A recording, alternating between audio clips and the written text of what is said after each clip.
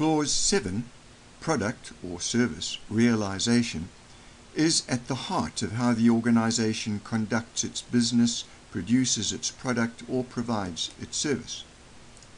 7.1 states the requirement for a process to cover planning for product or service realization. The output is commonly referred to as the quality plan. Much flexibility is allowed in the form of the planning output, which could be, for instance, tabular, flowchart, or textual, whatever the organization considers suitable for its operation.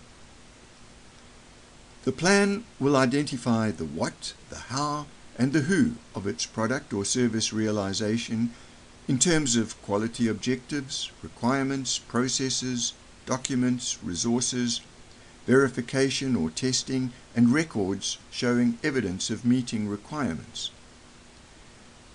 Many organizations will use project management software to plan and monitor progress against plan. There can be overlap between the planning required here for 7.1 and the planning required for design and development described lower down under 7.3. Customer-related processes are described under 7.2. How are customer requirements obtained and documented and reviewed, bearing in mind that regulators are advocates on behalf of customers and the public, and they also have requirements? How are any changes introduced, documented, and controlled? What is the process for effective and easy two-way communication with customers regarding product or service information, inquiries, amendments, and customer feedback at key points in design and development? Take time to do a self-assessment. The output from 7.1, Planning of Product Realization, is commonly referred to as a what. Name two broad categories that are described under 7.2 Customer-Related Processes. Pause the presentation here and answer both the assessment questions, then proceed to the next slide to check your answers. Pause and then resume the presentation once you have checked your answers. 7.3 goes to the heart of controlling design and development, while planning required in 7.1, which we just talked about on the previous slide, covers the whole range of activities for product or service realization, including production and manufacture. Planning required under 7.3 is specific to a unique design instance of a specific product, project, or contract. Planning under 7.3 does not need to repeat processes covered under 7.1, but only document what processes will cover design and development related activities prior to manufacturing and production, such as appropriate review, verification, and validation activities for each stage of design and development. This is a good point at which to apply some form of risk assessment and management where appropriate, such as failure modes and effects analysis, shortened to FMEA or FMEA. The design and development process needs to cover how to take customer and other requirements identified under 7.2 for input to design and development and transform these into output that can be identified and verified as conforming to those requirements and specifications. In addition, the process needs to be reviewed at various planned phases or stages of development to identify problems in meeting requirements and take appropriate corrective actions. The plan also requires validation to demonstrate that the resulting product will satisfy the requirements for user application and intended use. Good control over documentation and record keeping is essential for all design and development activities such as planning, inputs and outputs, and verification and validation.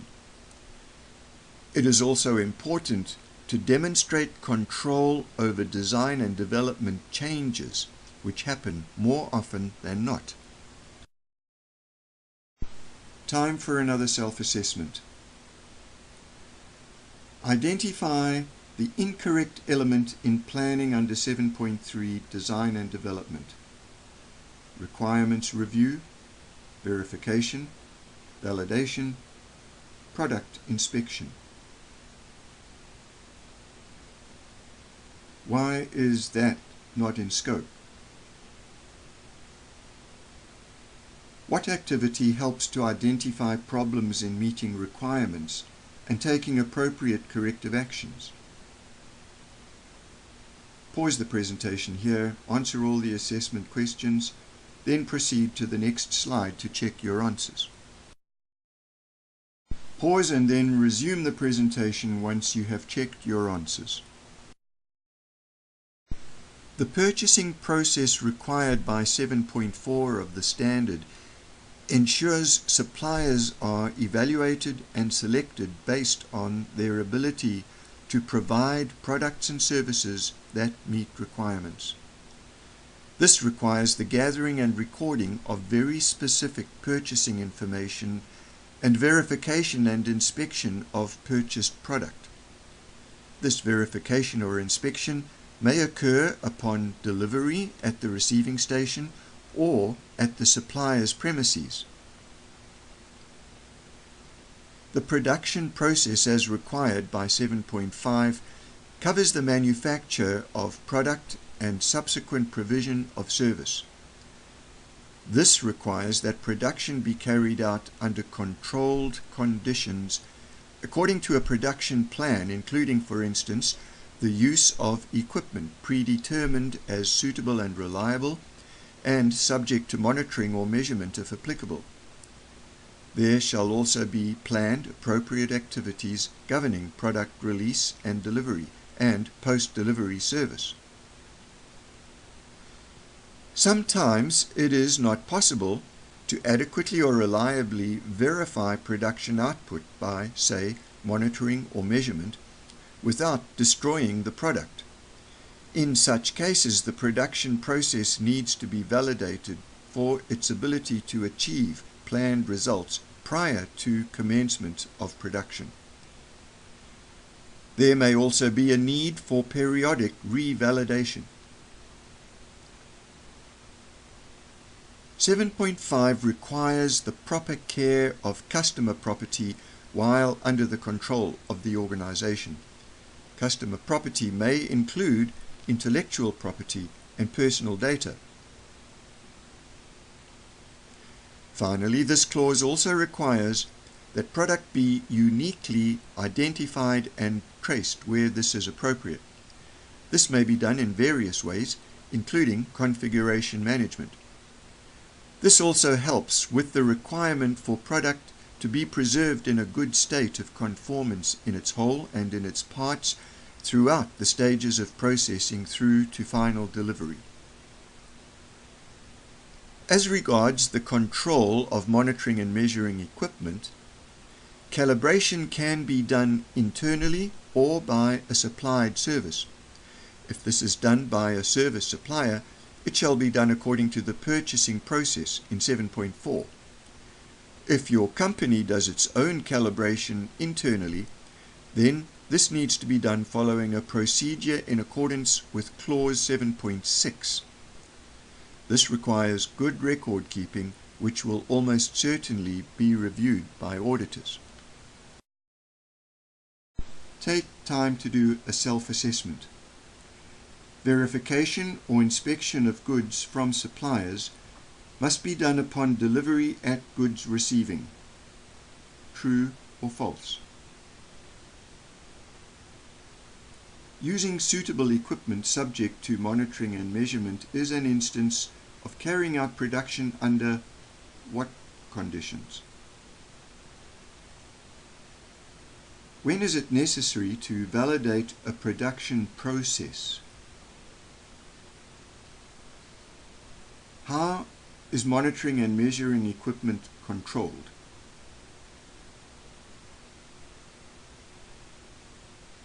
Pause the presentation here and answer all the assessment questions, then proceed to the next slide to check your answers. Pause and then resume the presentation once you have checked your answers. The last of the main clauses is 8, Measurement, Analysis and Improvement. 8.1 explains the purpose of this clause: to demonstrate acceptability of product, determine that the QMS has been documented and implemented in conformity to the standard, and to continually improve the efficiency and effectiveness of the QMS. 8.2 tells us what has to be monitored and measured at a minimum. Firstly, customer satisfaction. The standard requires that the methods for doing this need to be determined. Then there have to be internal audits conducted at planned intervals to confirm whether the QMS conforms to the standard in its documentation and implementation. Thirdly, the processes making up the quality management system have to be monitored and, if possible, measured to check whether they are in fact effective in achieving what they were set up to do. Finally, the product itself shall be monitored and measured to verify that it conforms to all requirements. Records must be maintained for all monitoring and measurement done under 8.2. Take time to do the self-assessment. The purpose of measurement and analysis is threefold. Can you name all three? The standard requires which methods to be used to monitor or measure customer perception? Pause the presentation here and answer the assessment questions, then proceed to the next slide to check your answers. Pause and then resume the presentation once you've checked your answers. According to clause 8.3, a documented procedure must be established for controlling and dealing with non-conforming product.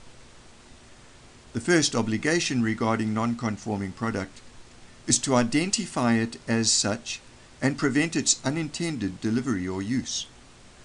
There are various ways that the standard permits for dealing with non-conforming product. If it is reworked or repaired as a correction, it must be re-verified to demonstrate conformity. 8.4 requires data from various sources to be collated, analyzed and trended for the purpose of improving customer satisfaction, supplier performance, product quality and process effectiveness, as well as identify opportunities for improvement and preventive action. Take time to do the self-assessment. What is the first obligation regarding non-conforming product? What are some of the purposes for analyzing data according to 8.4 of the standard? Pause the presentation, answer the assessment questions, then proceed to the next slide to check your answers. Pause and then resume the presentation once you have checked your answers. 8.5 makes clear that continual improvement of the effectiveness of the QMS is not an option but a requirement. 8.5 also requires the establishment of a documented procedure to handle corrective actions which seek to eliminate the causes of non-conformities which have occurred, and preventive actions which seek to eliminate the causes of potential non-conformities which have not yet occurred but for which one or more root causes have been identified. Corrective action should not be confused with a simple correction, which addresses a non-conformity without dealing with the root cause. Take time to do the last self-assessment. Provide a definition or description for each of the following: correction, corrective action, preventive action. Pause the presentation and answer the assessment questions before proceeding to the next slide to check your answers. Pause and then resume the presentation once you have checked your answers. This concludes the course on Essentials of ISO 9001-2008. If you have questions or wish to follow up in any way, contact the author and presenter, Terry McCann, at the email address on this slide, terry.mccann@tcmc-qms.ca.